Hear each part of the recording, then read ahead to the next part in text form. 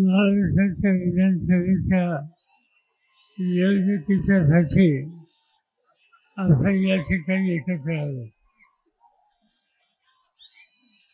ही निवडणूक महाराष्ट्राचं भविष्य ठरवणारी निवडणूक आहे.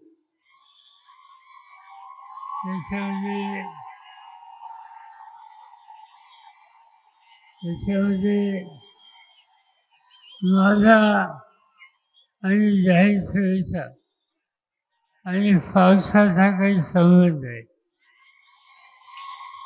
महाराष्ट्रामध्ये अनेक वेळेला मी बोलायलो की पावसाची सुरुवात होते आणि तशा परिस्थितीमध्ये बोलल्याच्या नंतर निवडणुकीचा निकाल हा चांगला लागतो. मला आनंद आहे की आज इचलकरंजी मतदारसंघातून माझा करंजे हातकणंगलेमधून राजूबाबा आवळे, शिरोळमधून गणपतराव पाटील, व्यासपीठावरचे सगळे प्रमुख नेते आणि उपस्थित बंधू मध्यंतरी देशाच्या लोकसभेची निवडणूक झाली.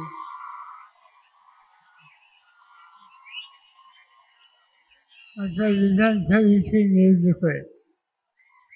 या निवडणुकीमध्ये महाराष्ट्राचा कारभार कुणाच्या हातामध्ये यायचा याचा निकाल आपल्या सगळ्यांना घ्यायचा आहे आणि ज्यांच्या हातामध्ये आपण महाराष्ट्राची सत्ता आहे त्याचा 5 वर्षाचा अनुभव बघितला तर आज इथं सत्तेमध्ये बदल केल्याशिवाय पर्याय आपल्या सगळ्यांच्या समोर नाही.